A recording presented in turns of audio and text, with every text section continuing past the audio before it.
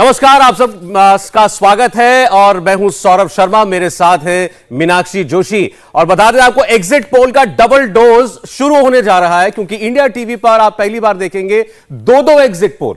कुछ ही देर बाद रुझान आने शुरू हो जाएंगे, कहां कहां कांटे की टक्कर है, किस राज्य में पिक्चर थोड़ी धुंधली है, 10 मार्च को सरकार किसकी बनेगी, किस राज्य में मुख्यमंत्री कौन बनेगा, ये तस्वीर 3 दिन के बाद यानी 10 मार्च को ही साफ होगी।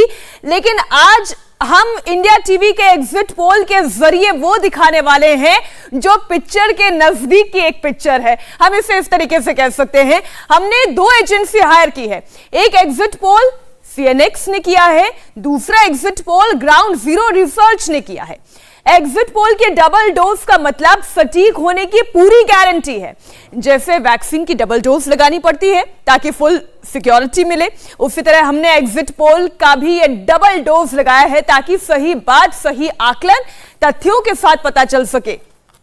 5 राज्यों की सही तस्वीर और बिल्कुल सटीक जानकारी आज आपको इंडिया टीवी पर मिलेगी। आपको बता दें कि इस वक्त स्क्रीन पर आपको फिलहाल जो है एक लेआउट नजर आ रहा है और 6:30 बजे के बाद से, क्योंकि 6:30 बजे तक ये चुनाव आयोग की एक पाबंदियां होती हैं क्योंकि अभी भी उत्तर प्रदेश में आखिरी चरण का मतदान जारी है, तो 6:30 बजे से ये दोनों एग्जिट पोल एक एक करके अलग अलग राज्यों के 5 राज्यों के आपके सामने आने लगेंगे। लेकिन सबसे पहले आपको हम उत्तर प्रदेश के पूर्वांचल लेकर चलते हैं, जहां बस कुछ ही देर की पोलिंग अब बाकी है। पूर्वांचल के 9 जिलों की 54 सीटों पर मतदान चल रहा है और अभी तक करीब 47% लोग अपना वोट डाल चुके हैं। हालांकि अभी आंकड़ा दोपहर 3 बजे तक का ही है। जिलेवार मतदान की बात करें तो अभी तक आजमगढ़ में 45%, भदोही में 47% और चंदौली में 51% वोट डल चुका है। मीनाक्षी, इसके अलावा गाजीपुर में 46% वोट पड़े हैं, जौनपुर में 47%, मऊ की बात करें तो यहां भी 47% मतदान हुआ है, मिर्जापुर में 45% मतदान हुआ है, तो सोनभद्र में 50%, वाराणसी जो कि प्रधानमंत्री नरेंद्र मोदी का संसदीय क्षेत्र है, यहां पर 44% मतदान हो चुका है। तो वोटिंग का वक्त शाम 6 बजे तक है और ये आंकड़ा दोपहर 3 बजे तक का है जो हम आपके सामने रख रहे हैं। तो इंतजार बस इस बात का है सौरभ की कब ये जो पूर्वांचल में आखिरी दौर का मतदान है ये कब संपूर्ण हो और उसके बाद एक एक करके आंकड़े, एग्जिट पोल के वो नतीजे हम दर्शकों के सामने रखें। और हम बार बार कह रहे हैं कि इस बार ओपिनियन पोल हमने आपको दिखाया, लेकिन अब जो एग्जिट पोल आपके सामने हम रखने जा रहे हैं ये डबल डोज, और ये पहली बार ऐसा हो रहा है सौरभ किसी चैनल पर एक साथ 2 एग्जिट पोल। बिल्कुल ठीक कह रही हैं आप। और 2 एजेंसियों ने जो सर्वे किया है उसका आंकड़ा आपको मिलेगा आपसे थोड़ी देर के बाद। फिर आपको बता दें, ग्राउंड जीरो रिसर्च जिनके साथ हमने ओपिनियन पोल्स भी आपको दिखाए और इसके अलावा सीएनएक्स एजेंसी का एग्जिट पोल, तो दोनों एजेंसीज के एग्जिट पोल जो है वो आज हम आपको दिखाने जा रहे हैं। 5 राज्यों की तस्वीर क्या कहती है, कहां किस राज्य में किसकी सरकार बनने के आसार हैं, ये आपको थोड़ी देर में पता चलना शुरू हो जाएगा। मेहमान भी हमारे साथ अब जुड़ने वाले हैं और इस एग्जिट पोल की पहली तस्वीर जो है शाम 6:30 बजे वो हम आपके सामने रखेंगे। क्या उत्तर प्रदेश में एक बार फिर किसी किस्म की लहर दिखाई दे रही है? क्या योगी जी आ रहे हैं या बाबा जा रहे हैं? आप देखिए मीनाक्षी, यूपी में ये 2 ही बातें आजकल, किससे बात कीजिए, कोई कहता है बाबा गए और कोई कह रहा आएंगे तो योगी। बिल्कुल ठीक आप कह रहे हैं। और लेकिन लड़ाई केवल उत्तर प्रदेश की नहीं है, जरा पंजाब का भी हम जिक्र कर ले। पंजाब की लड़ाई कितनी दिलचस्प रही आप देखिए। पहले तो इस बात को लेकर चक्कर फंसा रहा कि कांग्रेस का सीएम चेहरा कौन होगा, और जब चरणजीत सिंह चन्नी के चेहरे पर मुहर लगी तो कांग्रेस के पक्ष में क्या वो लहर बन पाई या कोई सेंधमारी हुई? क्या बीजेपी यहां पर बड़े भाई की भूमिका में चूंकि इस बार चुनाव लड़ रही है तो वो वैसी लड़ती हुई जमीन पर भी दिखाई दी या नहीं? देखिए, जैसे यूपी के लिए हमने कहा ना, योगी ही आएंगे या फिर बाबा गए, 2 नैरेटिव चल रहे हैं। ऐसे पंजाब में भी चल रहा है कि चन्नी ने कांग्रेस की डूबती नाव बचाई या चन्नी ने नाव डुबाई। तो क्योंकि इस बार जो भी नतीजा होगा, क्यों कह रहे हैं नवजोत सिंह सिद्धू को भी तो जोड़िए। देखिए, मैं उनके बारे में इसलिए नहीं कह रहा क्योंकि अब नहीं मुझे लग रहा कि वो कोई बहुत ज्यादा फैक्टर रह गए पंजाब के चुनाव में, मुझे नहीं लगता कम से कम ऐसा। और चन्नी बहुत से लोगों की नजर में एक गेम चेंजर बन गए। नहीं तो 5 साल के बाद आप अब से थोड़े कुछ महीनों पहले की बात करें तो कांग्रेस बड़ी मजबूत परिस्थिति में बताई जाती थी। उसके बाद कांग्रेस पार्टी के अंदर जो लड़ाई छिड़ी है उसका नुकसान जरूर उनको हुआ है, लेकिन चन्नी ने एक बार मुख्यमंत्री बनने के बाद जो कनेक्ट दिखाया है लोगों के साथ, या लोग उनको अपने बीच का सा एक व्यक्ति पाने लगे हैं, इसका एक पॉजिटिव इंपैक्ट जरूर जा रहा है, कम से कम मुझे ऐसा लगता है। बाकी एग्जिट पोल का नतीजा आपके सामने थोड़ी देर में होगा, उसमें और पता चलेगा। तो बात उत्तर प्रदेश की, बात पंजाब की, बात गोवा की, मणिपुर की भी, और बात उत्तराखंड की। उत्तराखंड की लड़ाई भी बड़ी दिलचस्प रही। हम ये कह सकते हैं कि उत्तराखंड की लड़ाई ऐसी थी, कांग्रेस वर्सेस बीजेपी। इतिहास तो ये कहता है कि यहां पर हर 5 साल के बाद सत्ता परिवर्तन हो जाता है, लेकिन क्या इस बार सत्ता परिवर्तन की तस्वीर है? क्या दोबारा बीजेपी आएगी? ये एक बहुत महत्वपूर्ण सवाल है। तो उत्तराखंड में भी एक तरीके का तनाव जो है कांग्रेस पार्टी में लगातार दिखाई देता रहा। अब वो तनाव वोटर्स तक भी पहुंचा, पोलिंग बूथ तक भी पहुंचा। किसके पक्ष में लहर उत्तराखंड में दिखाई दी, आज तस्वीर उत्तराखंड की भी आपके सामने होगी। देखिए, आप कांग्रेस पार्टी के लिए पिछले कुछ वर्षों में ये कह सकते हैं कि जो चुनाव आसान दिखाई दे रहा होता है पार्टी के लिए, वो अपने आप उसको पता नहीं क्यों कठिन बना लेते हैं। जैसे पंजाब में हमने बात की, ऐसे ही उत्तराखंड में आप देखिए, बीजेपी को 3 चेहरे देने पड़े, 3 मुख्यमंत्री उतारने पड़े। इसका कितना नेगेटिव एक नैरेटिव जो है वो लोगों के बीच गया होगा। उसके बावजूद कांग्रेस जो है ऐसा कि वो बिल्कुल सेल कर रही हो, ये बिल्कुल उत्तराखंड के बारे में आपको कोई कहता दिखाई नहीं देगा। बल्कि अब वहां पर चर्चा ये होने लगी है कि क्या पुष्कर सिंह धामी ने इन चंद महीनों के अंदर वो खोई हुई जमीन वापस हासिल कर ली है? क्या एक बार फिर बीजेपी इस चुनाव में टक्कर देने की पोजीशन में आ गई? और एक बार अगर मामला टक्कर का हो जाता है तो फिर ऊंट किस करवट बैठेगा कोई प्रेडिक्ट नहीं कर सकता। बिल्कुल ठीक आप कह रहे हैं। बात गोवा की भी करेंगे। अब जरा गोवा में 5 साल पहले की तस्वीर आप देखिए। कांग्रेस मजबूत थी, सत्ता में आ सकती थी, 17 सीटें जीत कर आई थी, लेकिन सरकार बनी भारतीय जनता पार्टी की। 10 साल तक की उनकी सरकार रही। सौरभ, एक एंटी इनकम्बेंसी फैक्टर क्या गोवा में भारतीय जनता पार्टी के खिलाफ जाता नजर आता है? क्या वो आंकड़ों में तब्दील होगा, या फिर एक बार फिर से यहां पर भारतीय जनता पार्टी की सरकार बनेगी? नजर इस बात पर भी। 10 साल बीजेपी की सरकार गोवा में रह चुकी है, और आपको पिछला चुनाव अगर याद हो, जैसा मीनाक्षी ने बताया, नंबर 1 पार्टी बनी थी कांग्रेस पार्टी, लेकिन सरकार बना ली भारतीय जनता पार्टी ने। और ऐसा ही मणिपुर में भी हुआ था। लेकिन 10 साल की एक एंटी इनकम्बेंसी बहुत बड़ी चीज होती है। युवा मुख्यमंत्री जरूर वहां पर दिए हैं प्रमोद सावंत ने। और हम आपको जब एग्जिट पोल दिखाएंगे गोवा का, उसमें खास तौर पर आप नजर रखिएगा कि मुख्यमंत्री के चेहरे के तौर पर पहली पसंद कौन है, और उसके बाद जो आंकड़े हैं सीटों में या वोट शेयर में, वो आपके सामने अब रखना शुरू करेंगे। तो चलिए, तमाम मेहमान भी अब हमारे साथ जुड़ गए हैं। भारतीय जनता पार्टी के मेरठ से बीजेपी सांसद हैं राजेंद्र अग्रवाल, आप हमारे साथ जुड़ गए हैं, स्वागत है आपका। मलूक नागर जी, सांसद बहुजन समाज पार्टी से, आप बिजनौर से सांसद हैं।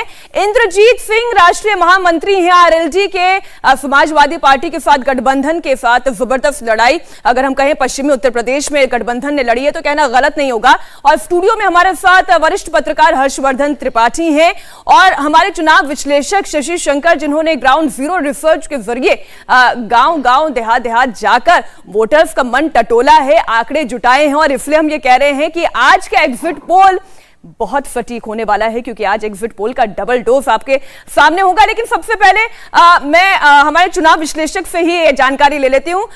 हम क्या एक्सपेक्ट करें? सबसे पहले चर्चा उत्तर प्रदेश से ही शुरू करते हैं। शशि जी, क्या एक्सपेक्ट कर रहे हैं? बस सस्पेंस मत खोलिएगा। बिल्कुल बिल्कुल। देखिए, उत्तर प्रदेश तो काफी रोचक चुनाव होने जा रहा है। यहाँ अगर पिछले 3 बार का चुनाव देखें, 4 बार का, तो हर बार सत्ता बदल जाती है। देखना दिलचस्प होगा कि इस बार सत्ता बदलती है या रहती है। तो इसका खुलासा तो हम लोग 8 बजे के बाद करेंगे। लेकिन अभी जो जानकारी मिल रही है आज फेज के, तो आप देखेंगे जैसा अभी आप कुछ देर पहले बता रही थी कि पोलिंग काफी अच्छी हो रही है। और देखिए, पोलिंग किसके पक्ष में हो रही है तो मैं अभी ये खुलासा तो नहीं कर सकता, लेकिन देखिए यहाँ बनारस में मोदी जी भी गए थे और काफी भीड़ हुई थी मोदी जी की रैली में, आप लोग देखे होंगे। और अखिलेश जी भी गए थे, उनके रैली में भी काफी भीड़ हुई थी। तो इस बार दोनों तरफ का जो वोटर है काफी चार्जअप है। बीच में मैं ये कहूंगा कि एक जो तीसरी पार्टी है जिसका काफी दखल होता था उत्तर प्रदेश में, बसपा, जिसके पास 22 से 23% वोट था, उसकी रैली नहीं दिखी बनारस या अगल बगल कहीं भी उतनी भारी। लेकिन उनके बारे में लोग बोलता है कि उनका वोटर काफी साइलेंट रहता है और साइलेंट होकर वोट डालता है। तो देखना होगा कि वो साइलेंट होकर कितना वोट डाले हैं या नहीं भी डाले। अच्छा, ये वोटिंग के बारे में आज आप कह रहे हैं कि इस चरण में आपको लग रहा है कि काफी अच्छी वोटिंग चल रही है। इससे पहले के चरणों का क्या ट्रेंड रहा है? उसके पहले के चरण में देखें तो पिछले बार के मुताबिक थोड़ा पोलिंग कम हुई थी। इस बात से इनकार आप नहीं कर सकते हैं। लेकिन एक बाकी लोग डाटा ये रखे कि महिलाओं की पोलिंग ज्यादा हुई, लेकिन मैंने भी ये डाटा उठाया तो मैं देखने को मिला कि सिर्फ 2 फेज में महिलाओं की पोलिंग ज्यादा हुई है पुरुष के मुकाबले, ठीक है, बाकी में नहीं हुई है। लेकिन इस चरण में अभी तक हम देख रहे हैं कि शायद कहीं कहीं 51% चंदौली जैसे डिस्ट्रिक्ट में चला गया है। बनारस के बगल का डिस्ट्रिक्ट है, पिछले बार बीजेपी यहां 1 सीट छोड़कर 3 सीट जीती थी और बीजेपी का स्ट्रांग होल्ड डिस्ट्रिक्ट माना जाता है, पहले तो नहीं माना जाता था। तो इस जहां जहां बीजेपी का स्ट्रांग होल्ड है, यहां इस फेज में थोड़ा पोलिंग ज्यादा देखने को मिलेगी। ओवरऑल एवरेज मतलब आप अगर निकालेंगे सातों चरणों का तो या तो पिछली बार के बराबर ही रहेगा या थोड़ा बहुत कम ही रहेगा। लेकिन ये आज जो हो रहा है वो काफी चौंका रहा है। चलिए ठीक है, राजेंद्र जी, सबसे जो लोगों के मन में सवाल है, एक ही सवाल है, बाबा लखनऊ आएंगे या गोरखपुर जाएंगे?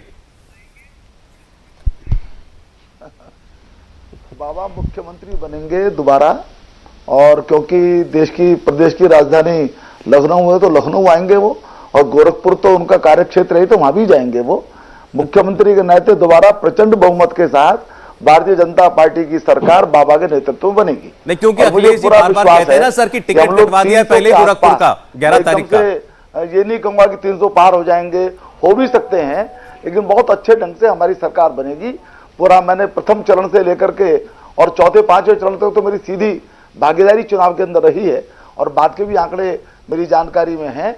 जो मेरठ से पश्चिम उत्तर प्रदेश से सिलसिला शुरू हुआ था वो पूर्व तक गया है, और जैसा मैंने कहा 300 के आसपास हमको सीट प्राप्त होंगी, और पुनः प्रचंड बहुमत के साथ माननीय योगी आदित्यनाथ जी के नेतृत्व में हम प्रदेश में सरकार बनाएंगे। मलूक नागर जी, इस बार बहुजन समाज पार्टी ने कैसा चुनाव लड़ा है?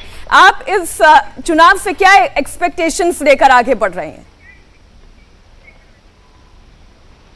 देखिए, बहुजन समाज पार्टी ने तो चुनाव अच्छा लड़ा है, और जो शुरू में टेलीविजन पे जितने नंबर दिखा रहे थे वो जैसे जैसे चुनाव आगे बढ़ता गया वो नंबर बढ़ाते चले गए। तो जो 22% के करीब दलित हैं वो देवी मानते हैं, और कैंडिडेट की जाति और पहले से ही कैडराइज करके पूरे कैंप लगा करके ट्रेनिंग दी जा रही थी। जिस दिन चुनाव डिक्लेयर हुए उसी दिन से रैलियां बंद कर दी। जिस दिन रैलियां चुनाव आयोग ने खोली पहले दिन से ही कुमारी बहन मायावती जी ने अपनी रैलियां शुरू कर दी, और चौंकाने वाले रिजल्ट आएंगे। 2006 की तरह जब 40 सीट दिखा रहे थे और पूर्ण बहुमत की सरकार बनी थी, बहुत बड़ी संख्या में हम जीत करके आएंगे। और जहां तक हमारे साथी राजेंद्र अग्रवाल जी बैठे हैं वो 300 कह रहे हैं, समाजवादी और आरएलडी के गठबंधन के वो भी 300 कहते हैं, तो 600 तो इनकी दोनों की हो गई। तो 403 में से 197 सीट दोनों को भेज देनी चाहिए। कहां से लेके आएंगे हम लोग समझ नहीं आ रहा है। नहीं, अच्छा ये बताइए कि अचानक चुनाव के बीच में बीजेपी के बड़े बड़े नेता बसपा की और मायावती जी की तारीफ क्यों करने लगे कि बड़ा अच्छा चुनाव लड़ेंगी मायावती जी, उनका भी बहुत बेस है, उनको बहुत वोट मिलेगा? अच्छा देखिए, ये तो सौरभ जी, तारीफ किसने करी ये तो वही बता सकते हैं। हां, जहां तक बात है, कुमारी बहन मायावती जी हमेशा देश को ध्यान में रख के गरीब और मजलूमों और दलितों और पिछड़ों को ध्यान में रख करके बोलती हैं, और कभी सरकार या विपक्ष या पक्ष जिस तरह काम कर रहे होते हैं, बुराई भी जहां जरूरत पड़ती है सबकी करती हैं, और तारीफ भी जहां जरूरत होती है सबकी करती हैं। और ये बीजेपी वाले क्यों तारीफ कर रहे हैं, इनका जवाब तो राजेंद्र अग्रवाल जी मेरे साथी हैं, मेरे वरिष्ठ हैं। मैं और ये मैं इसलिए ये सवाल क्यों पूछा जा रहा है नागर साहब, देखिए इतना पॉलिटिकली करेक्ट रहना और ए पॉलिटिकल साउंड करना ये बड़ा मुश्किल है। जी, ये तो मुझे नहीं पता, लेकिन एक चीज पक्का है, 300 ना तो बीजेपी की आ रही है और 300 ना तो गठबंधन की आ रही है, और पूर्ण बहुमत किसी का नहीं आ रहा है, और हमारे रिजल्ट चौंकाने वाले होंगे। और अब तो बिल्कुल बंद हो चुके हैं सब, 1 घंटे के बाद करीब सब डिब्बा बंद हो जाएंगे, और जब रिजल्ट आएंगे तो इतने मजेदार आएंगे कि बढ़िया टेलीविजन पे बात करने में भी अच्छा। हमें तो अभी भी बड़ा आनंद आ रहा है नागर साहब बात करने में। सवाल यह है कि थोड़ी बहुत कमी पेशी रह गई तो ये राजेंद्र जी की पार्टी की मदद कर देंगे बहन जी या नहीं? नहीं, एक्चुअल में ये पर्सन ही गलत है। अच्छा। हमारी पहली बात तो कम नहीं रहने की, अगर छोटी मोटी कमी रहेगी तो हमारी कौन पूर्ति करेगा, ये जवाब देते हैं ये लोग। अच्छा ठीक, तो फिर मैं इंद्रजीत जी हमारे साथ, उनसे ही पूछ लूं। देखिए बात तो वैसे अखिलेश जी थोड़ा सा वो उन्होंने मॉडरेट किया है अपने जो वो एनालिसिस कर रहे थे। पहले 400 कहते थे कि 400 सीटें आएंगी 403 में से, अब आज उन्होंने कहा नहीं 400 हम सोच के चल रहे थे लेकिन 300 तो आ ही जाएंगी। तो 300 आपकी हो गई, 300 बीजेपी की हो गई, ये कह रहे नंबर 1 पार्टी ये होंगे, तो 800-900 सीटों का चुनाव तो है नहीं इंद्रजीत जी। देखिए मेरे सम्मानित भाई, मेरे सांसद मलूक नागर जी बता रहे थे, वो भी आंकड़ा जोड़ रहे थे। ये इसका मतलब ये नहीं कि सबको इतनी मिटेगी, जब टोटल सीटें 403 है और उसमें के बीच में लड़ाई लड़नी है, ये अपने अपने आंकड़े पेश करे जाते हैं। और अगर आप पॉजिटिव होकर जनता के बीच में जाएंगे तो जनता भी आपको पॉजिटिव लेगी। अगर आप पहले से नेगेटिव होते जाएंगे तो आप प्यार और जनता का स्नेह नहीं ले पाएंगे। और मैं आपको ये बता रहा हूँ कि phase by phase, first phase हो, सेकंड फेज हो और अगले जितने बाकी बचे हुए फेज हो और आज का फेज हो, डे बाय डे गठबंधन को जनता ने हाथों हाथ लिया है। सत्ताधारी पार्टी ने हर फेज में कहीं ना कहीं मुद्दों को डाइवर्ट करने की कोशिश करी है, और जो पहले फेज में जिस मुद्दे को उठाया है, अगले फेज में सत्ताधारी पार्टी ने उस फेज को चेंज कर दिया है और अपनी पिछली गलतियों को सुधारने की कोशिश की है। आप देखिए, आपके सामने आदरणीय प्रधानमंत्री जी को मंच से जो छूटे हुए पशुओं का जो मुद्दा है, छुटवा पशु, उसके लिए कहना पड़ा। आदरणीय प्रधानमंत्री जी ने जो एक वीडियो की चर्चा करी लाभार्थी की, और उसके लिए कहना पड़ा कि उन्होंने नमक नहीं खाया, मैंने नमक खाया है। इन्होंने बच्चों को यूक्रेन से लाने तक का मुद्दा इसमें ऐड कर लिया, लेकिन जनता किसी बहकावे में नहीं आई। जनता को भविष्य दिखाई दे रहा है, युवा को भविष्य दिखाई दे रहा है, किसान को अपना दिखाई दे रहा है कि हमारे साथ कौन खड़ा है। इंद्रजीत जी, आपकी बात का जवाब हम अग्रवाल साहब से लेंगे। ये बात आपकी ठीक है कि इन्होंने हर चरण में अलग अलग मुद्दों पर बात की है। आप कह रहे हैं कि इनको जहां गलती नजर आई, ये बाकी चरणों में उन मुद्दों को छोड़ते गए, दूसरे मुद्दे पकड़ते गए। मैं उससे पहले जरा सा बता दूं आपको कि एग्जिट पोल तो आपको हो सकता है कई और जगह भी दिखाई दे, इंडिया टीवी पर आज आपको एग्जिट पोल क्यों देखना चाहिए, मैं आपको ये बताना चाहता हूं। क्योंकि आज हम आपको एक नहीं 2 एग्जिट पोल दिखाएंगे, यानी एग्जिट पोल का डबल डोज है आज आपके लिए। 2 एजेंसियों के सर्वे, 2 एजेंसियों के एग्जिट पोल आपके सामने होंगे, ग्राउंड जीरो रिसर्च और सीएनएक्स। इन दोनों एजेंसीज के साथ मिलकर हम ये एग्जिट पोल कर रहे हैं, और शाम 6:30 बजे के बाद ये आंकड़े आपके सामने एक एक करके हम रखना शुरू करेंगे। अलग अलग राज्यों की बात होगी, 5 राज्यों हम कवर करेंगे, और उन राज्यों के अलग अलग क्षेत्र, अलग अलग हिस्से जो है वहां कैसी वोटिंग हुई है और उसका क्या आप एक्स्ट्रापोलेशन करके सीटों में उसको कैसे दिखाते हैं, तो ये हम 6:30 बजे से आपको दिखाना शुरू करेंगे। फिर बता दूं आपको, इंडिया टीवी पर आपको एक नहीं आज 2 एग्जिट पोल दिखाई देंगे। बिल्कुल, जैसे शुरुआत में हमने कहा था कि ये एग्जिट पोल का डबल डोज है। ग्राउंड जीरो रिसर्च और सीएनएक्स दोनों का डेटा जो कलेक्शन है वो क्या कहता है आपके सामने रखेंगे। और इस वक्त जो आप हमारे स्क्रीन के चारों तरफ टैली देख रहे हैं, आप ऊपर देखेंगे उत्तर प्रदेश की टैली नजर आएगी, नीचे फिर आप नजर डालें इंडिया टीवी स्क्रीन पर आपको पंजाब की टैली दिखाई देगी, वहीं आप देखिए मणिपुर और इधर उत्तराखंड की टैली आपको दिखाई देगी। तो यानी इसके अलावा गोवा की भी 5 राज्यों के नतीजे क्या आने वाले हैं, देखिए ये तो 10 मार्च को ही तय होगा। लेकिन एग्जिट पोल का आंकड़ा क्या कहता है, और हम ये क्यों कह रहे हैं कि ये सटीक साबित होगा, क्योंकि हमने इस बार डबल एग्जिट पोल कराया है, सीएनएक्स और ground zero research. Harshvardhan Tripathi ji studio में हमारे साथ मौजूद हैं। हर्षवर्धन जी से इस बीच चुनाव के बीच में तो कई बार चर्चाएं हुई हैं, इनका आंकलन लिया है, लेकिन आज मैं आपसे नहीं पूछूंगा कौन आगे कौन पीछे, किसको कितनी सीटें। ये मुझे आप बताइए कि आपको इस चुनाव में चरण के जैसे जैसे फेज बढ़ते गए, क्या आपको बदलाव नजर आया वोटर के मन में या वोटिंग पैटर्न में? नहीं, मुझे लगता है कि बड़ा रोचक चुनाव इस लिहाज से था, और ये बड़ी बारीक बात आपने भी कही और जो पार्टियों के प्रवक्ता हैं वो भी कह रहे हैं कि जो पार्टियों ने भी रणनीति बदली, और पहली बार शायद ये चुनाव हुआ। और यहां तक कि जो भारतीय जनता पार्टी की कैंपेन हुआ करती थी, वो नरेंद्र मोदी से लेकर जो भाजपा के नेताओं की कैंपेन होती थी वो एक जैसी होती थी। आप शुरू से जब चुनाव देखते थे तो आखिरी चरण जाते कुछ बदलता नहीं था। इस बार हर चरण में जो पार्टियों की रणनीति रही है वो बदली है। उसके पीछे बड़ी साफ सी वजह है। वजह ये कि जब ये चुनाव शुरू हुआ था तो खड़ा किस बुनियाद पर हुआ, किसान आंदोलन चल रहा था, राकेश टिकैत बड़ी चर्चा में थे, वही सब बात हो रही थी, तो लगा कि यही सब चुनाव ड्राइव करेगा। लेकिन पहले चरण के बाद ही, दूसरा भी नहीं, पहले चरण के बाद ही वो फैक्टर लगभग खत्म हो गया। तो सभी पार्टियों को अपनी जो जिसको कहें कि स्ट्रेटेजी थी वो फिर से रिविजिट करनी पड़ी, उनको देखना पड़ा कि क्या हम चेंज करेंगे। आप कह रहे हैं सभी पार्टियों ने, बीजेपी का तो देखने में आया है, जो लॉ एंड ऑर्डर से शुरू हुआ था, बुलडोजर से शुरू हुआ था, पलायन से शुरू हुआ था, वो आतंकवाद पर पहुंचा, फिर छुट्टा जानवर पर पहुंच गया, फिर यूक्रेन पर पहुंच गया। बाकी पार्टियों का कैसे प्रचार बदला? नहीं, निश्चित तौर पर यही मैं कह रहा हूं कि सभी पार्टियां, जब मैंने कहा समाजवादी पार्टी ने दूसरे चरण के बाद उस जो जिसको मोमेंटम कहते हैं, जहां से समाजवादी पार्टी शुरू हुई थी, वरना 4 साल तक तो अखिलेश यादव उस तरह से दिख नहीं रहे थे विपक्ष में लड़ते हुए, जहां से शुरू हुए थे, दूसरे चरण के बाद वो सारा का सारा पीछे छूट गया। और आपको अगर ध्यान में हो तो जयंत चौधरी सिर्फ कहीं कहीं प्रतीक के तौर पर उसके बाद दिखे, उनकी पूरी रणनीति बदल गई, क्योंकि जो पहले 2 चरण के वोटिंग पैटर्न थे वो उनको साफ बता रहे थे कि ये अगर मोमेंटम रहा तो समाजवादी पार्टी को बहुत बड़ा नुकसान हो पीछे कारण ये भी तो है कि आरएलडी की भूमिका जितनी पश्चिमी उत्तर प्रदेश में थी, समाजवादी पार्टी के गठबंधन के बाकी सहयोगियों की उपस्थिति पूर्वांचल में ज्यादा थी। लेकिन अगर हम किसान नेता के तौर पर बात करते हैं, चौधरी चरण सिंह तो सिर्फ मेरठ के ही नेता थे, मुजफ्फरनगर बागपत के ही नेता थे, लेकिन उनकी जो छवि थी और उसके बाद जिसको हम कहते हैं कि एक फार्मर लीडर के तौर पर चौधरी अजीत सिंह क्या आगे बढ़े क्या, और वो फिर रुक जाते हैं। जब हम पार्टी के तौर पर कहते हैं, स्ट्रेटेजी के तौर पर कहते हैं, तो समाजवादी पार्टी के गठबंधन में जितने नेता थे वो अलग अलग जगह समाजवादी पार्टी ने इस्तेमाल किए। जिन्ना दूसरे चरण के बाद लगभग गायब हो गया।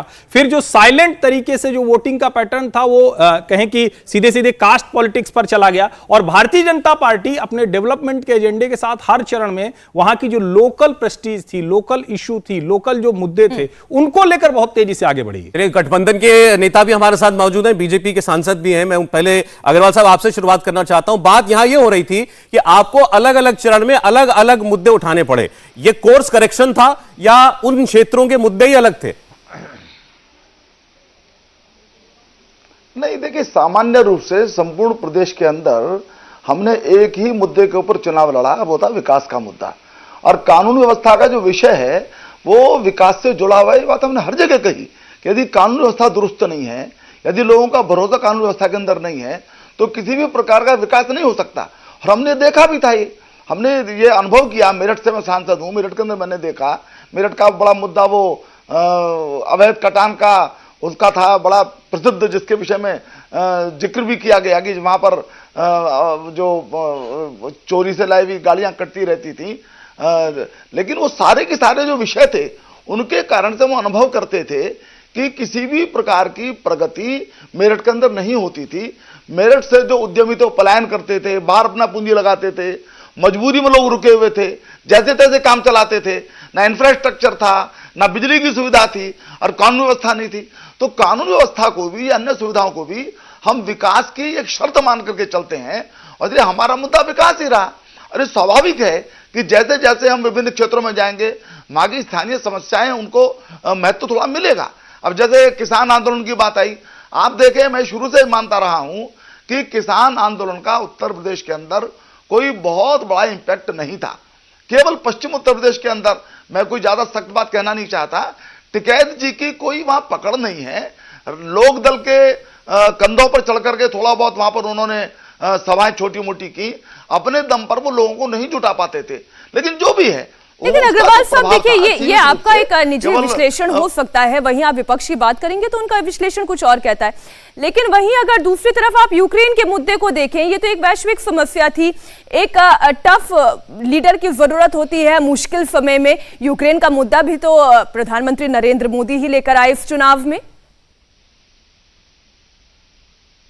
नहीं, ये बात तो ठीक ही है। जिस प्रकार से यूक्रेन की समस्या पैदा हुई, जिस प्रकार से लोगों को लाने की बात हुई वहां पर, आज हम देख रहे हैं कि कोई अन्य देश, चीन ने भी कल से शुरू किया है वहां से लोगों को लाना। यानी किस प्रकार की रणनीति करना, किस प्रकार की कूटनीति करना, और किस प्रकार का प्रभाव अंतर्राष्ट्रीय स्तर के ऊपर भी निर्माण हुआ है। तो अंतर्राष्ट्रीय संदर्भ के अंदर भी आवश्यक है, और राष्ट्रीय और प्रदेश के स्तर पर भी आवश्यक है कि एक मजबूत सरकार हो, मजबूत नेतृत्व हो, ढुलमुल नेतृत्व न हो। अब जैसे अखिलेश जी की बात करें, अखिलेश जी ने 2017 में राहुल गांधी के साथ गठबंधन किया था, 2019 के अंदर बहन जी के साथ गठबंधन किया था, अभी 2022 के अंदर उन्होंने जयंत जी के साथ गठबंधन किया। एक प्रकार की स्थिरता है। अपने पिताजी को उन्होंने सार्वजनिक रूप से दुखी किया। मुलायम सिंह जी 2 बार सार्वजनिक रूप से आंखों में आंसू ला करके उन्होंने अपनी व्यथा व्यक्त की। बड़ी खबर आपको बता दें, आज इंडिया टीवी एग्जिट पोल का डबल डोज आपके सामने रखने वाला है। जी हां, ये पहली बार हो रहा है टीवी इतिहास में जब हम एग्जिट पोल दो एग्जिट पोल लेकर आए हैं, जिसमें ग्राउंड जीरो रिसर्च का सर्वे भी शामिल है, जिसमें सीएनएक्स पोल का भी रिसर्च शामिल है, और एक एक करके पांचों राज्यों में किसकी सरकार बनने वाली है ये तस्वीर आंकड़ों के जरिए हम आपके सामने रखेंगे। आप इस वक्त इंडिया टीवी की पूरी स्क्रीन देखें। ऊपर उत्तर प्रदेश, नीचे पंजाब की 117 सीटों का ट्रेंड हम आपके सामने रखेंगे। गोवा की 40 सीटों में किसकी बहुमत की सरकार बनेगी, क्या कांटे की टक्कर उत्तराखंड में देखी गई। मणिपुर का भी हाल होगा आपके सामने। और पूर्वांचल के 9 जिलों की 54 सीटों पर इस वक्त भी वोटिंग चल रही है और अभी तक करीब 47% वोट पड़ चुका है। हालांकि अभी आंकड़ा दोपहर 3 बजे तक का ही है, तो जाहिर आगे बढ़ेगा। यूपी की जिन 349 सीटों पर मतदान पहले खत्म हो चुका है, छठे दौर तक का औसत वोटिंग बताएं तो वो 60% के करीब है। पहले चरण में 58 सीटों पर 60% वोट पड़े थे, दूसरे फेज में 55 सीटों पर वोटिंग हुई थी और 60% वोट पड़े थे, तीसरे चरण में 59 सीटों पर मतदान हुआ और 62% वोट डाला गया। चौथे चरण में 59 सीटों पर वोटिंग थी, 58% वोट हुआ, पांचवें चरण में 61 सीटों पर 58% और छठे चरण में 57 सीटों पर 56% वोट पड़े थे। तो 349 सीटों पर पहले अब तक 6 दौर में वोटिंग हो चुकी है और 54 सीटें बाकी हैं जिन पर आज वोटिंग चल रही है। 10 मार्च को ईवीएम के ताले खुलेंगे, गिनती शुरू होगी, लेकिन उससे पहले एग्जिट पोल के रुझान हम आपको जरूर आज दिखा रहे हैं और आप तक आज बिल्कुल सही डेटा पहुंचे, आपको सही जानकारी मिले, इसलिए इंडिया टीवी ने एक नहीं बल्कि दो एजेंसीज के साथ मिलकर ये एग्जिट पोल किया है, सीएनएक्स और ग्राउंड जीरो रिसर्च। और कुछ ही देर में एग्जिट पोल के रुझान भी मिलने शुरू हो जाएंगे। हम आपको बताएंगे उत्तर प्रदेश में जो लगातार चर्चा का विषय रहा कि योगी आएंगे या योगी जाएंगे, उत्तराखंड में किसकी सरकार बन रही है, क्या सत्ता परिवर्तन होगा। लेकिन बात चूंकि सबसे पहले हम उत्तर प्रदेश की कर रहे हैं, तमाम मेहमान भी हमारे साथ जुड़े हुए हैं, चर्चा को हम आगे बढ़ा लें। जी हाँ, बिल्कुल। इस ब्रेक से पहले राजेंद्र जी ने बताया कि हमने तो केवल काम पर वोट मांगे। इंद्रजीत जी कह रहे थे कि हर चरण में इनको मुद्दे बदलने पड़े। उन्होंने कहा योगी मोदी का काम बहुत है। इंद्रजीत जी। आदरणीय सांसद जी हैं, मैं सम्मान करता हूं, सीनियर भी हैं, 2 दफा के सांसद भी हैं, पर अब क्योंकि पार्टी में है तो पार्टी की बात बट नेचुरल है करनी पड़ेगी। मैं इनको शुरुआत जैसे आप कर रहे हैं कहां से करी इन्होंने, जैसे इन्होंने शुरुआत कहां से करी, शुरुआत करी 80-20 से। फिर माननीय मुख्यमंत्री जी को बताना पड़ा 80-20 का मतलब ये नहीं ये है। फिर अगले फेज में इन्होंने कैंडिडेट की बात करी, कितने अपराधी कहां पे है, ये वाला अपराधी क्यों। सर 85-15 तो आपने भी कर दिया था ना, 85-15 की बात तो आप लोगों ने भी की थी। मैं मैडम जी बता रहा हूं, 1 मिनट बता रहा हूँ। अच्छा, फिर जब इन्होंने देखा 80-20 को हमें क्विट करना पड़ा, फिर इन्होंने कैंडिडेट्स के ऊपर क्वेश्चन मार्क लगाना चालू कर दिया, उसको भी जनता ने एक्सेप्ट नहीं करा। फिर उसके बाद ये आ गए अदर चीजों पे। आप ये देखिए अब के जो वोट मिला है आदरणीय प्रधानमंत्री जी के क्षेत्र बनारस में भी जो आप वोट मिल रहा है वो तो काशी कॉरिडोर को लेकर वोट मांग रहे हैं, और जबकि वो वहां का गरीब आदमी जो गली में कचौड़ी और जलेबी और मेवा बेच रहा है वो तो कह रहा है मैं तो बर्बाद हो गया। अच्छा, मैं आपके सारे मुद्दे अगर स्वीकार कर भी लेता हूं इंद्रजीत जी, मान लीजिए आपने जो कहा ये सारे मुद्दे जो हैं ये बीजेपी के खिलाफ जा रहे हैं, तो भी ये सारा वोट आपको क्यों मिल रहा है, अखिलेश जी को क्यों मिल रहा है, मायावती जी को क्यों नहीं मिलेगा? मैं उसमें बताता हूं उसमें भी क्या हुआ है। दोनों के आपसी इतना गठजोड़ और इतना प्यार मोहब्बत आपस में दोनों पार्टियों को नजर आया है, बहन मायावती जी का, हमारे सांसद मुरली नागर जी का और दूसरी पार्टी का। इन्होंने यहां तक का भी इशारा करा है कि जहां बीजेपी का कैंडिडेट हार रहा हो वहां मायावती जी को हरा दो। मैं आपको सच्चाई कह रहा हूं, आप देख लीजिएगा, मेरे पे साक्ष्य है। और जहां इन्होंने अपने आप को क्विट करके ये देखा है कि हम नहीं जीत रहे तो कम से कम गठबंधन ना जीते, आप वहां बहन जी के कैंडिडेट को जिता दो। इस तरीके के गठजोड़ नागर साहब ऐसा ही हुआ क्या? नागर साहब इतनी मोहब्बत बीजेपी बीएसपी में रही क्या? देखिए हमारे साथी हैं और राष्ट्रीय महामंत्री आरएलडी के जो कह रहे हैं, तो मैं केवल एक ही बात कह रहा हूं कि पश्चिमी उत्तर प्रदेश में अप्राकृतिक गठजोड़ था ये, उसका फायदा पूरा हमें मिला क्योंकि मेरी बराबर वाली सीट मुजफ्फरनगर लोकसभा चौधरी अजीत सिंह और चौधरी जैन जी बागपत से बहुत बड़े कद के हैं, मैं तो कुछ भी नहीं हूं और मैं जीत गया था वहां। तो जो 2013 का जो कमाल का जो झगड़ा था वो मुस्लिम और जाट भाइयों का, उसकी वजह से वो अप्राकृतिक था और जिसका पूरा का पूरा फायदा हमें मिला। और बीजेपी का जो नाराज वोटर था वो बिल्कुल किसी भी कीमत पे गठबंधन को, अखिलेश जी के साथ बीजेपी का नाराज वोटर नहीं जा सकता था, वो हमें मिला। 22% देवी मानते थे, कैंडिडेट की जाति थी, इसलिए हमारी बहुत सारी सीटें जीत के आएंगी। और मैं सरदार जी का धन्यवाद देता हूं, जहां हमें साफ बता रहे थे टेलीविजन और गठबंधन, आज कम से कम ये कह रहे हैं कि हमारे भी बहुत सारे लोग जीत के आएंगे। मैं इनका धन्यवाद देता हूं। ये एक समानता जो बात अभी आपने कही मल्लुक नागर साहब और जो बीजेपी के लोग कहते आए हैं कि ये गठबंधन जो हुआ था पश्चिमी उत्तर प्रदेश में, ये अप्राकृतिक है, अननेचुरल था और इसीलिए इसका नुकसान होगा, ये बीजेपी भी कहती है, आप भी ये कह रहे हैं। फिर आपसे भी वही सवाल है कि ऐसे लोग भी मिलते हैं जो कहते हैं कि भाई अगर जयंत चौधरी अकेले लड़ते तो बिल्कुल उनको हमारा वोट जाता, अब नहीं जाएगा, लेकिन वो वोट फिर बीजेपी को भी तो जा सकता है। देखिए, बीजेपी को इसलिए नहीं गया वो वोट क्योंकि किसी भी कीमत पे जो किसान था और पिछले दिनों किसान आंदोलन के रूप में जो करीब 1.5 साल के करीब, हालांकि वो बिल वापस ले लिए गए थे जो किसानों से संबंधित 3 बिल थे, बट इतने आंदोलित लोग हो चुके थे वो उधर किसी भी कीमत पे नहीं जा सकते थे, तो उसका फायदा सीधा सीधा हमें मिला है और वो अप्राकृतिक गठबंधन होने से उधर नहीं जाते। हमारे साथ ये बैठे चुनाव विश्लेषक जिन्होंने सर्वे किया है, हालांकि आपकी पार्टी नहीं मानती सर्वे में, लेकिन फिर भी इनका बस मैं जानना चाहता हूं एनालिसिस क्या है इस पर। शशि जी, इसमें मुझे एक बात बोलनी है बस, प्लीज। अच्छा, कह लीजिए सर, कह लीजिए कि जब 2006 में, हेलो बोले, अपनी बात रखें सर। हेलो, फोन कट गया, चलिए कोई बात नहीं, हम दोबारा बात आगे बढ़ाएंगे। आपका एनालिसिस शशि जी, वेस्टर्न यूपी को लेकर, गठबंधन को लेकर। देखिए, गठबंधन वेस्टर्न यूपी में अच्छा करेगा, कुछ पॉकेट में काफी अच्छा करेगा। मुजफ्फरनगर, शामली, सहारनपुर और बिजनौर, ये 4 डिस्ट्रिक्ट, अमरोहा 5 डिस्ट्रिक्ट में, और बाकी उससे आगे आप बढ़ते हैं रोहेलखंड में मुरादाबाद, रामपुर, तो पिछले बार भी सपा ने वहां अच्छा किया था, इस बार भी वहां अच्छा करने की उसको उम्मीद है। जहां तक बसपा का सवाल है तो बसपा को यूपी में 20, मैं बार बार बोला कि 22-23% वोट था, 19 सीट पिछले बार आई थी।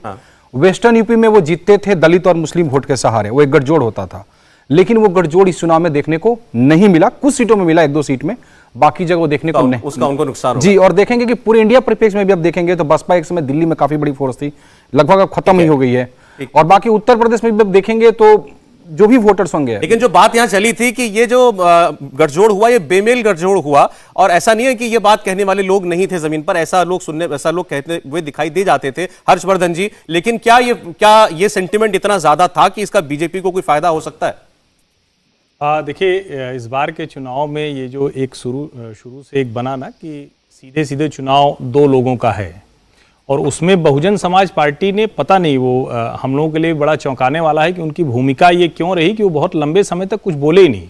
चुनाव से चुनाव तो मायावती जी नहीं बोलती हैं, वो चुप रहती हैं, शांत रहती हैं, लेकिन चुनाव शुरू होने के बाद भी उस तरह से नहीं बोली। और इसका अगर सीधे तौर पर कहें तो भारतीय जनता पार्टी को लाभ मिलता इस तरह से दिखता है कि जो दूसरे मत हैं, या सीधे हम कहें बहुत क्रूड लैंग्वेज में कहें तो हिंदू मत जाएंगे, अगर समाजवादी पार्टी को फायदा मिलने की बात कहें तो मुस्लिम मत जाएंगे। तो इसीलिए मैंने जो कहा ना कि जो भारतीय जनता पार्टी और दूसरी पार्टियों ने रणनीति बदली, तो वो 40, 30, 20 होते हुए जैसे जैसे मुस्लिम मतों की संख्या घटती गई, वैसे वैसे पार्टियों की रणनीति बदलती गई, और वैसे वैसे सभी पार्टियों के साथ जो जुड़ने वाले मत थे वो अलग अलग जगह अलग पड़े हैं इस बार। ये मुझे लगता है एग्जिट पोल में दिखेगा, अभी जब जो डबल डोज आप देने वाले हैं तो उसमें भी दिखेगा। आपका आकलन क्या कहता है? ये आप सही कह रहे हैं कि एग्जिट पोल के डबल डोज में कुछ ही देर में हम आंकड़े सामने रखेंगे, रुझान आपको बताएंगे। उत्तर प्रदेश के पूर्वांचल लेकर चलते हैं, जहां बस कुछ ही देर की पोलिंग अब बाकी है। पूर्वांचल के 9 जिलों की 54 सीटों पर मतदान चल रहा है और अभी तक करीब 47% लोग अपना वोट डाल चुके हैं। हालांकि अभी आंकड़ा दोपहर 3 बजे तक का ही है। जिलेवार मतदान की बात करें तो अभी तक आजमगढ़ में 45%, भदोही में 47%, और चंदौली में 51% वोट डल चुका है मीनाक्षी। इसके अलावा गाजीपुर में 46% वोट पड़े हैं, जौनपुर में 47%, मऊ की बात करें तो यहां भी 47% मतदान हुआ है, मिर्जापुर में 45% मतदान हुआ है, तो सोनभद्र में 50%, वाराणसी जो कि प्रधानमंत्री नरेंद्र मोदी का संसदीय क्षेत्र है, यहां पर 44% मतदान हो चुका है। तो वोटिंग का वक्त शाम 6 बजे तक है और ये आंकड़ा दोपहर 3 बजे तक का है जो हम आपके सामने रख रहे हैं। तो इंतजार बस इस बात का है सौरभ की कब ये जो पूर्वांचल में आखिरी दौर का मतदान है ये कब संपूर्ण हो और उसके बाद एक एक करके आंकड़े एग्जिट पोल के वो नतीजे हम दर्शकों के सामने रखे। और हम बार बार कह रहे हैं कि इस बार ओपिनियन पोल हमने आपको दिखाया, लेकिन अब जो एग्जिट पोल आपके सामने हम रखने जा रहे हैं ये डबल डोज, और ये पहली बार ऐसा हो रहा है सौरभ किसी चैनल पर एक साथ दो एग्जिट पोल। बिल्कुल ठीक कह रही हैं आप, और 2 एजेंसियों ने जो सर्वे किया है उसका आंकड़ा आपको मिलेगा आपसे थोड़ी देर के बाद। फिर आपको बता दें ग्राउंड जीरो रिसर्च जिनके साथ हमने ओपिनियन पोल्स भी आपको दिखाए, और इसके अलावा सीएनएक्स एजेंसी का एग्जिट पोल, तो दोनों एजेंसीज के एग्जिट पोल जो है वो आज हम आपको दिखाने जा रहे हैं। 5 राज्यों की तस्वीर क्या कहती है, कहां किस राज्य में किसकी सरकार बनने के आसार हैं, ये आपको थोड़ी देर में पता चलना शुरू हो जाएगा। मेहमान भी हमारे साथ अब जुड़ने वाले हैं और इस एग्जिट पोल की पहली तस्वीर जो है शाम 6:30 बजे वो हम आपके सामने रखेंगे। क्या उत्तर प्रदेश में एक बार फिर किसी किस्म की लहर दिखाई दे रही है? क्या योगी जी आ रहे हैं या बाबा जा रहे हैं? आप देखिए मीनाक्षी, यूपी में ये 2 ही बातें आजकल, किससे बात कीजिए, कोई कहता है बाबा गए और कोई कह रहा आएंगे तो योगी। बिल्कुल ठीक आप कह रहे हैं, और लेकिन लड़ाई केवल उत्तर प्रदेश की नहीं है, जरा पंजाब का भी हम जिक्र कर ले। पंजाब की लड़ाई कितनी दिलचस्प रही आप देखिए। पहले तो इस बात को लेकर चक्कर फंसा रहा कि कांग्रेस का सीएम चेहरा कौन होगा, और जब चरणजीत सिंह चन्नी के चेहरे पर मुहर लगी तो कांग्रेस के पक्ष में क्या वो लहर बन पाई या कोई सेंधमारी हुई? क्या बीजेपी यहां पर बड़े भाई की भूमिका में चूंकि इस बार चुनाव लड़ रही है तो वो वैसी लड़ती हुई जमीन पर भी दिखाई दी या नहीं? देखिए जैसे यूपी के लिए हमने कहा ना योगी ही आएंगे या फिर बाबा गए, 2 नैरेटिव चल रहे हैं। ऐसे पंजाब में भी चल रहा है कि चन्नी ने कांग्रेस की डूबती नाव बचाई या चन्नी ने नाव डुबाई।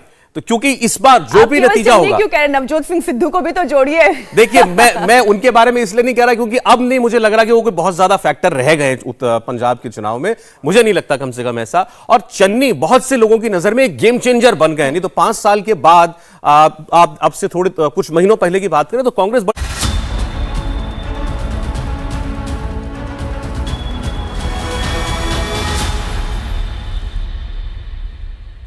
आज उत्तर प्रदेश में आखिरी चरण का मतदान इस वक्त जारी है और इसीलिए आज एग्जिट पोल का दिन भी है और हम इंडिया टीवी पर आपको 2 एग्जिट पोल दिखाने जा रहे हैं जो आपको कहीं और देखने को नहीं मिलेंगे। राजेंद्र अग्रवाल जी, मलूक नागर जी, इंद्रजीत सिंह जी हमारे साथ हैं, साथ ही हर्षवर्धन त्रिपाठी जी भी हैं और शशि शंकर जी भी हमारे साथ बने हुए हैं। राजेंद्र अग्रवाल जी, एक सवाल अभी हम ब्रेक में जो है हमारे जो स्टूडियो के मेहमान हैं उनसे पूछ रहे थे तो उन्होंने तो बता दिया, लेकिन अब वो भी ऑन एयर नहीं बोलेंगे मुझे मालूम है, मैं आपसे पूछ लेता हूं। आपकी पार्टी अच्छे से अच्छा किया तो कितना पाएगी और खराब से खराब किया तो कितना पाएगी? देखिए मुझे लगता है कि 250 से लेकर के 350 तक हमको सीटें मिल सकती हैं। मिनिमम 250। खराब से खराब किया तो हम 250 सीटें प्राप्त करेंगे, हम मिनिमम 250, और हम 300 पार करके 350 तक पहुंचते हैं, ये मेरा अनुमान है। अनुमान कुछ इसमें 300 से और भी अधिक हो सकता है, लेकिन 250 ये मिनिमम जो बेंचमार्क है वो मुझे लगता है। मैं अपना अनुभव है उसके आधार पर मैं कह रहा हूं। मैंने बताया कि क्षेत्र में बराबर घुमा। देखिए एक बात मैं और कहना चाहता हूं, मैंने प्रारंभ में बात कही कि हमने विकास के नाम पर, विकास के काम के आधार पर हमने वोट मांगे। एक और बात थी, और ये फर्क आपको भारतीय जनता पार्टी और अन्य दलों में ध्यान में आएगा, हमने किसी जाति विशेष के या जिसको वोट बैंक की राजनीति कहते हैं उसके आधार पर वोट नहीं मांगे।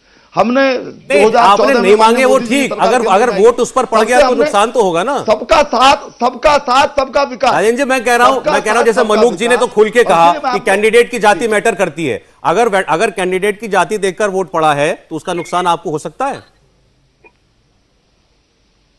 नहीं, उनका ख्याल है। मलूक जी बहुत अच्छे व्यक्ति हैं, मेरे बड़े अच्छे छोटे भाई, मेरे मित्र हैं वो। लेकिन मैं जो कह रहा हूं कि कैंडिडेट का फर्क पड़ता होगा। प्रतिनिधित्व तो प्रत्येक वर्ग का हो, ये राजनीति में आवश्यक है, परंतु जातीय आधार पर वोट की हम अपील करें, ये भारतीय जनता पार्टी नहीं करती। चलिए सर, आपने कहा मिनिमम 250 मीनाक्षी और मैक्सिमम 325, बाकी निर्माण भी मलूक नागर जी का भी हम आकलन ले लें, क्योंकि जब अग्रवाल साहब कह रहे थे 250 तो आनी है, आप मुस्कुरा रहे थे। आपका आकलन क्या कहता है, बीएसपी कितनी सीटें लाएगी? देखिए, ये 250 से 325 कह रहे हैं, समाजवादी वाले 300 कह रहे हैं, तो इनको आने के बजाय 197 सीट, 200 सीटें उल्टी इनको दे दो। जहां तक हमारी बात है, शुरू में 3 सीट दिखा रहे थे, 9 दिखा रहे थे, फिर 16 पहुंचे, फिर 31 पहुंचे, 40 तक पहुंच गए। 2006 में जब सर्वे किया गया था तो 40 सीट दिखाई थी हमारी, और हमारी 200 प्लस आई थी, सरकार बनी थी। और आज ये जो गठबंधन वाले हमारा कुछ मानते नहीं थे, आज ये कह रहे हैं कि जहां इनका कैंडिडेट जीत रहा, दूसरी पार्टियां हमें सपोर्ट कर रही हैं। तो इससे क्लियर है, हम बहुत बड़ी मात्रा में सीटें जीत करके आएंगे, जो 2006 की तरह चौंकाने वाले होंगे, या शुरू में जो सर्वे टेलीविजनों ने करे अभी 1-1.5 महीने पहले, और आज जब चुनाव पूरे हो गए, ये बहुमत की सरकार बना रहे नागर साहब, लेकिन खुल के कह भी नहीं पा रहे। इंडिया टीवी हर वक्त हर जगह डाउनलोड करने के लिए सर्च करें India TV news Google play store या ऐप स्टोर पर।